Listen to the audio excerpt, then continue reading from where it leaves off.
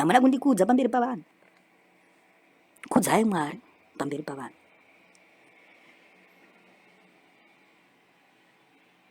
Asi batai mufananidzo. Johani wakanga akapfeka nguo yamakusha ekamera nebhanire reganda muchiuno chake, waidya mhashu neuchi hwesango. Takupinda pamufanakiso manje. Inaida kuti mharidzo iite 1 hour chete. It's a lesson actually. Haisi mharidzo kudzidza.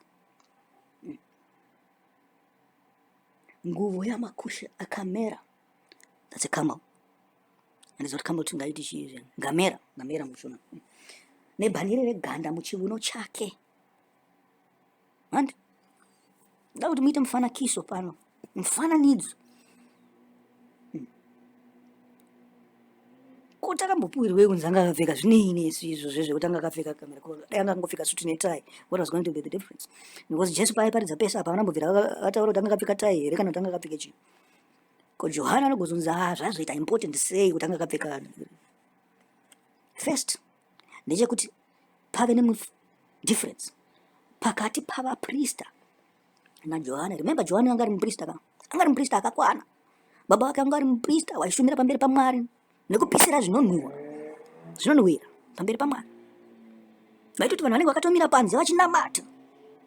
Zvikanzi Zakaria yapinda, ameno akabuda akapona. Wapinda mutende rekusangana kuti anosangana naMwari nokubuda imomo. Akazosangana nengirozi akazi yo shut up. Haana kuzotaura kwemazuva akawanda. Kusvikira Johani achibhabhatidzwa. Chakava chii? It was a sign. Amen. Ndiye Johani mubhabhatidzi watiri kutaura nezvake nhasi. Muprista akakwana. Mwanakomana womuprista mukadzi wakanga uri werudzi rwaRevhi nemurume werudzi rwaRevhi anga akakwana 100%. Asi anga asingapfeke zvipfeko zvainzi unoziva zvipfeko zvevaprista. Kana chiti akapfeka zvipfeko zvavaprista zviyazvi semapuhwirwo avakazviitwa naMwari achipuhwa Mozisi. Zvikanzi ngavaitirwei nhumbi dzemucheke unogona nemusoni unogona. Vagadzirirwe nhumbi idzi kuti vave nechiremerera, vave nerukudzo pakati pevanhu. Zvichireva kuti kana vakaigoga nhumbi idzo dzavakadzipfeka, vanhu vaifanirwa kuvarumbidza, vaifanirwa kuvakudza. Zvese zvafanira zvaitombomira zviyazvo. Kana zvokutuka vaprista zvamunoita zviya zvaifanirwa kumbomira. Maprista vemazuva ano asina basa kana vakwanisa kuvatuka, ivo vanotukana pachava. Maprofita ana Chiwenga. Handichandambonzwa zvangu vamwe vachimutuka, but anotuka vamwe. Whether they're saying the truth, whether they're saying lies, ndizvozvo. Hakusina chiremerera, hakusina kukudzana pakati pavaprista navaprofita. Ndizvo zviripo. Ndizvo zviripo. Asi muda kuti mubabate ipapo. Ndicho chekutanga ichocho. Difference iripo yemunhu wanga uchazoti achiintrodusa Kristu. Basa ravo ravaprista kubva pakutanga pachinzi havasati kuti vaite maprista ranga riri kutaura pamusoro paKristu. Jesu iyeye vaanozonzi vakarambana. Vakazvinzi vashumire saJesu pamberi pavanhu. Vaudze vanhu kuna Mwari. Vaite kuti umambo hukure. Vakatadza kana kukudza hwaIsraeri chaiwo hwakatoenda huchitoita huduku kusvikira hwakuda kubviswa navaRoma. Vakazofunga zvokuuraya Jesu. There's only one way panapa. Taifunga tichafamba tavhara magoni sezvatakaita panguva yanaAtaria iye taakutiza. Kana panguva yaNehemia vanhu vasingatiunzirei chikafu. Tiregedze kupisira zvinonhuhwa. Zvikanzi apa takangouraya zvedu Jesu wacho, I think kereke ingarambe ichienderera mberi. Tikangoramba chingopuhwa zvinhu navanhu zvedu chingodhimanda zvinhu zvangu. Yanga yahurumende chaiyo yakaita seZANU-PF. Zvanga zvisina Mwari mukati. Kana ivo vana vaEri vakafa vakanga vosara pasi. Vana Hofni naFinehasi vakanga vosara pasi. Nezvakanga zvaakuitika panguva iyoyo, panguva yaJesu. Vapa nekuputitsana chaiko. Kuitikwa into 16 pieces. Vanhu vachiputitsana.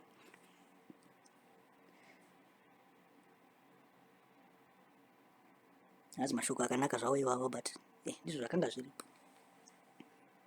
Kechipiri,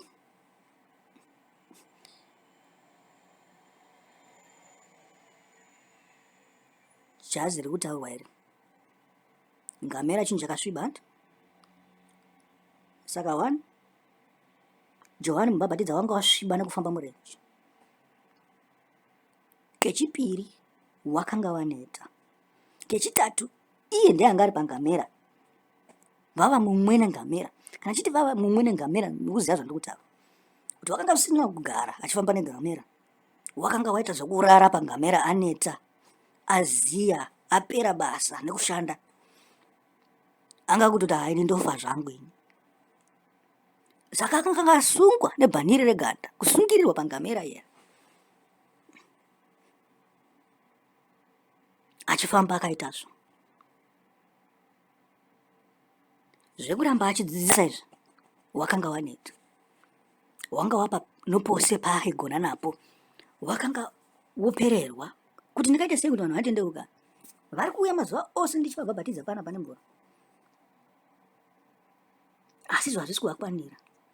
Pakutoda chimwe chinhu chiri important apa. Kuti vanhu ava vasanduke maitiro avo. Nyangwe ndavaudza kuti itai zvakati, itai zvakati, itai zvakati. Zviri pamurau waMwari. Asi progress ishoma. Vari kuungana mazuva ose. Ini ndakupererwa nezvekutaura. Atendere mberi chiverenga. Wanga wakasunga ganda muchiuno chake. Second interpretation. Kristu wakanga wakasunga ganda re, wanga wakasunga bhanire rei.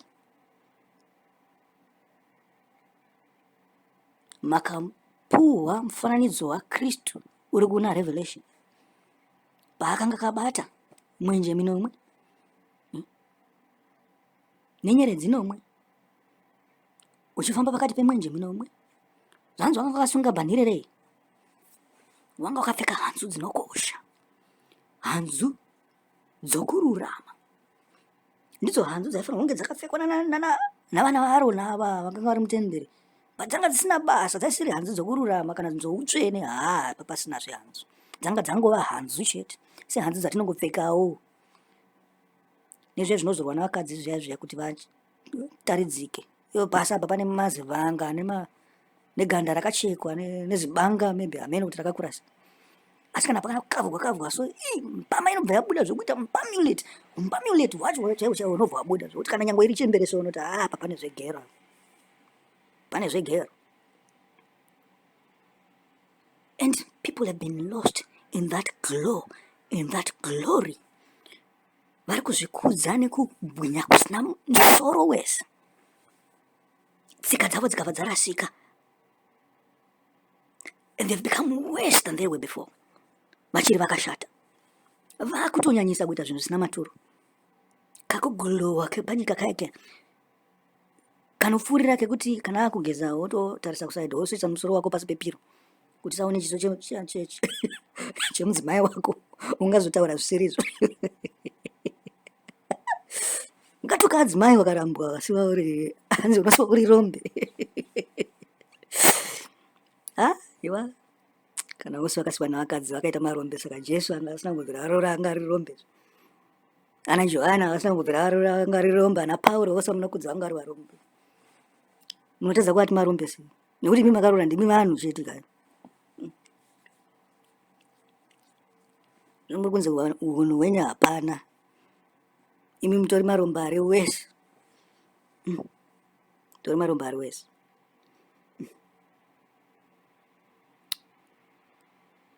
Zvimashiekavha izvozvo zvine zvimachichi hamene kuti zvakunzi chii mazuva ano pazvimakavha kavha, because I think yakanga iri under license or under patent or something like that.